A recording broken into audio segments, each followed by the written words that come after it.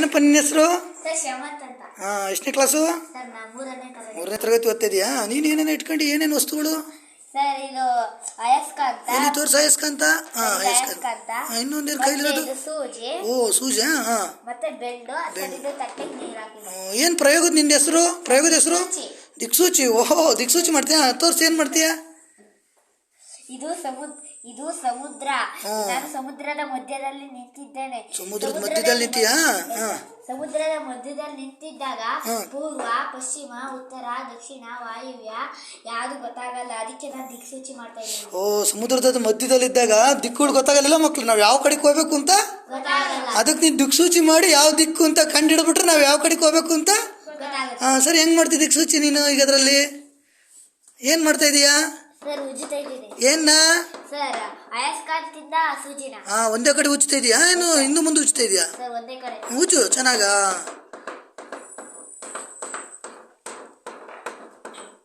ಉಜ್ಜಿದಾಗ ಏನಾಗುತ್ತೆ ಅಂತ ನಾನು ನೋಡ್ಬೇಕೀಗ.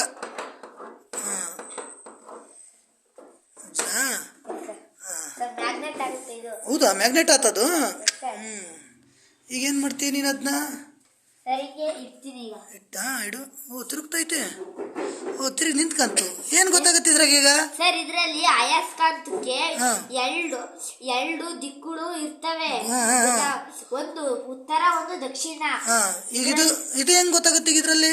ಸರ್ ಇದು ಉಜ್ಜಿರ್ತೀವಲ್ಲ. ಈಗ ಇದು ಏನ್ ಮಾಡ್ತೈತಿ ಈಗ? ಅದು ಹೆಂಗ್ ಗೊತ್ತಾಗುತ್ತೆ ದಿಕ್ಕು? ಈಗ ನೀನು ಹೆಂಗ್ ಅದ್ರ ಮೇಲೆ ಯಾವ ಕಡೆ ಯಾವ ದಿಕ್ಕು ಅಂತ ಹೆಂಗ್ ಹೇಳ್ತೀಯ? ಸರ್ ಇದು ಉತ್ತರ. ಇದಕ್ಕೆ ಉತ್ತರ ಹಿಂಗ್ ನಿಂತಿದೆ, ಇದಕ್ಕೆ ದಕ್ಷಿಣ ಹಿಂಗ್ ನಿಂತಿದೆ, ತೋರಿಸ್ತೈತೆ. ಅಂದ್ರೆ ಈ ಕಡೆ ಮೂಲ ಒಂದು ಉತ್ತರ ದಿಕ್ಕು, ಇನ್ನೊಂದು ಈ ಕಡೆದು ದಕ್ಷಿಣ ದಿಕ್ಕು, ಹೌದಿಲ್ಲ? ಇದು ಉತ್ತರ ದಿಕ್ಕು ಈ ಕಡೆದು, ಈ ಕಡೆದು ದಕ್ಷಿಣ ದಿಕ್ಕು. ಅದು ಪೂರ್ವ ಪಶ್ಚಿಮಕ್ಕೆ ನಿಂತಿಲ್ಲ ನೋಡ್ರಿ. ಇನ್ನೊಂದ್ಸತಿ ತೆಗೆದಾಕ ಮಧ್ಯಕ್ಕೆ ನೋಡೋಣ. ಅದು ಇಡು ಇನ್ನೊಂದ್ಸತಿ ಮಧ್ಯಕ್ಕೆ. ಕಡೆ ಬೇರೆ ಕಡೆ ಹಿಂಗಿಡು ನೋಡೋಣ. ಹಿಂಗಿಡು ನೋಡೋಣ. ಹಂಗೆ ಬರುತ್ತೆ ನೋಡ್ತೀನಿ. ಪೂರ್ವ ಪಶ್ಚಿಮಕ್ಕೆ ಇಡಪ್ಪ. ಓ ಪರವಾಗಿಲ್ಲ ಕಣೋ, ಮತ್ತೆ ಹಂಗೆ ಬಂದು ನಿಲ್ಲುತ್ತಿಲ್ಲ. ಇನ್ನೊಂದ್ಸತಿ ಇಡು ನೋಡೋಣ ಹಿಂಗೆ ಪೂರ್ವ ಪಶ್ಚಿಮಕ್ಕೆ.